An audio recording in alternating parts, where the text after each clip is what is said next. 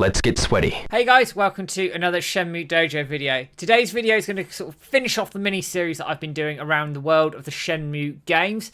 So obviously I've done Shenmue 1, I've done Shenmue 2, so likewise I need to dive straight into Shenmue 3. Little disclaimer, obviously we know Shenmue 3 isn't perfect. I think most people would, out of the three games, say it's probably the least strongest game out of the three. But it does some things exceptionally well, and there's plenty of things to love within that game. And I wanted to pick up on this a little bit with the environments, the weather, some of the characters, the music, and some final thoughts around Shenmue 3's sort of presentation in the world itself. I also, and this is sort of the starting point of the video, want to talk about the immediate feeling of actually playing this game for the first time. Take away the demo that happened. Obviously, that was great and all the rest of it. But putting that disc in your PlayStation or firing it up on your PC for the first time for 18 years and then diving in to play a new Shenmue game after 18 years is a feeling you can't replicate. It was a culmination of all that work. So from 2001 all the way through to 2019, we proved a lot of people wrong. We proved that things can happen if you make enough noise, and should be cast iron proof that for Shenmue 4, we need to do the same sort of thing again, and we will get a continuation of the series. But that's a side point. The feeling of getting to play a new Shenmue game for the first time is something that's massively special. You can't buy it, and if you could, you sell it. Because honestly, it's one of those things in life that don't happen very often and should be absolutely treasured. And that's whether you like the game or not. Just my opinion on it. Anyway, moving away from that immediate topic, I want to talk about the environment of Shenmue 3. Now, Shenmue as a whole does environments brilliantly. Shenmue 1 with that warm, cozy feel of Dobuita. Shenmue 2 with the sort of the feeling lost in Hong Kong Kowloon, and then diving into the more sort of rural but cozy aspect of Guilin. Shenmue 3 is no different. I know there's been sort of recent revival of the presentation of Shenmue 3 given George Kitchen's new fan game, which is obviously out in September. I get the whole sort of love for the Dreamcast aesthetic. It wasn't available at the time. But for me, the presentation they used in Unreal 4 nailed the Shenmue feel. It looked like, for me, I've said this many, many times over the years, it looked like a Dreamcast game on steroids. Now, you probably look at me and go, what the bloody hell do you mean by that? But what stood out for me in the Dreamcast era and what stands out in Shenmue 3 is the absolute colour palette of both settings. Bailu Village and Niaowu really stand out when you look at modern gaming. They're presented in a very different way, but a very colourful way, very artistic style that just works. So when you think of walking down to Bailu Village from Shenhua's house in the mornings, for example, you've got that beautiful sunrise in the distance. There's sort of a morning orange haze to it as you're walking down the hill. You walk past the dojo and you're walking down over the verdant bridge into the village. That is awesome. The colours there are fantastic. Not just the skyline, but the presentation of the trees, the flowers, the path, the river. All of it fits together really, really nicely. And it makes it feel like you're there, which, given the artistic style of it, is a real testament to actually what it does. Now, obviously, you've got the aesthetics of the music and other things around it, but the look and feel of it are fantastic going down to Bailu Village. Now, Niaowu is very different. Niaowu is a port town. It's got a different colour set. It's definitely busier. You can see all the lighting. You can see all the noise. But you have some nice little touches of quiet, like in Bailu. So if you go to the back of the safe Shenmue building, for example, you can see all the fireflies over the lake that's back there. That's a very Shenmue thing to do, that you can just sit there, relax on that little part for as long as you want, and just enjoy the presentation of that. As I say, Niaowu's different. It's very built up. It feels more claustrophobic, certainly when you walk through Vendor Avenue and all the market there. It feels quite claustrophobic, and then it opens out later on the Sonari Road, for example, near the port, where it feels a bit more open. But in the middle of it, you do feel quite enclosed. It's not quite Hong Kong style in terms of feeling lost potentially, but that's just my opinion on it. But it still looks great, and it still feels great to play.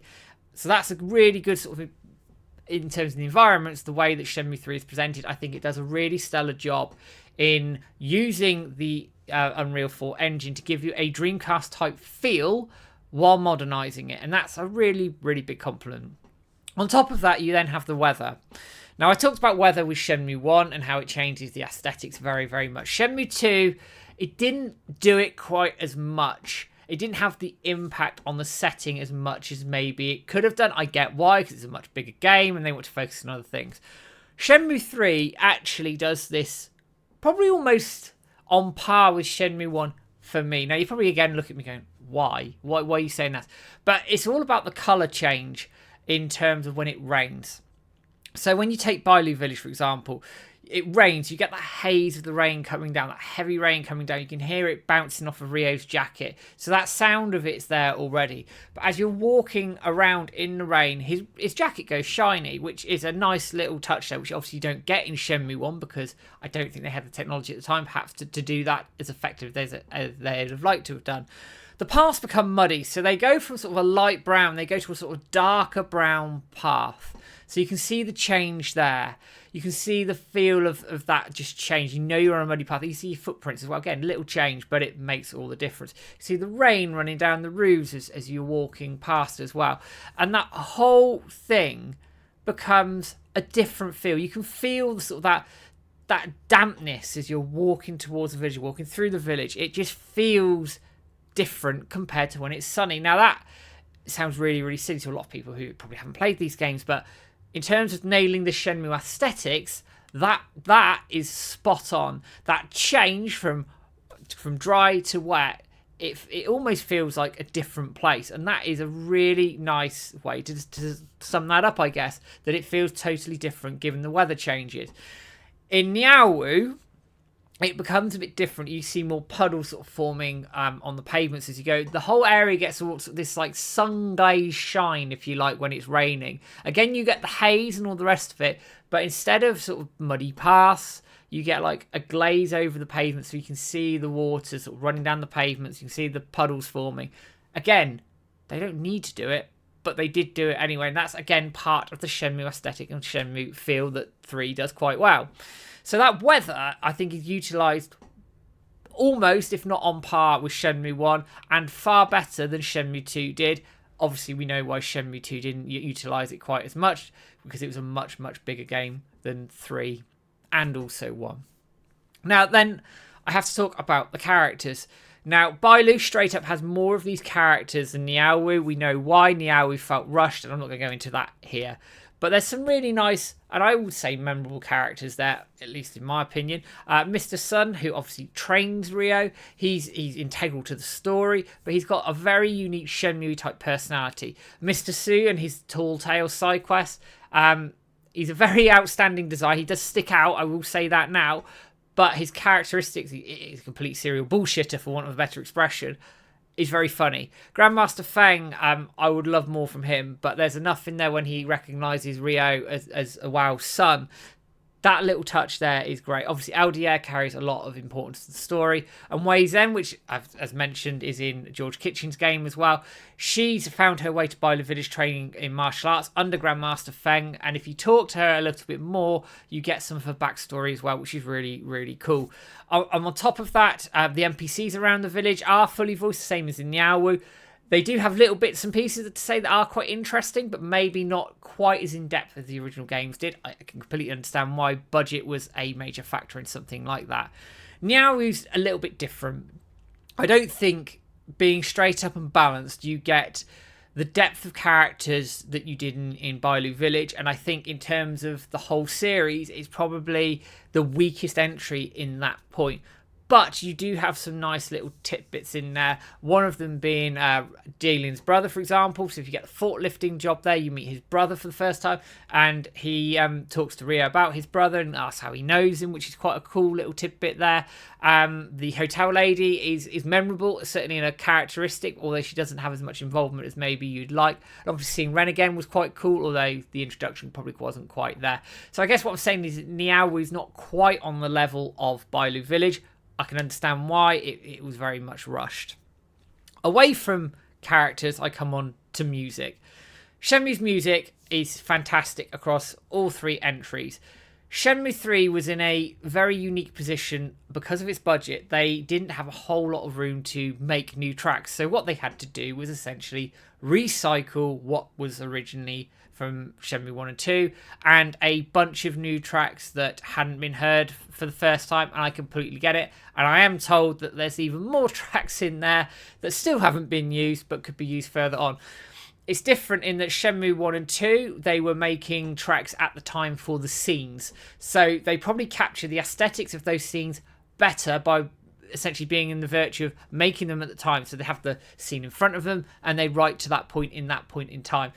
Shenmue 3, they didn't have that. They had to choose tracks that fit the aesthetic and the feel of those scenes at the time. So naturally, it's going to be a little bit hit and miss, quite frankly.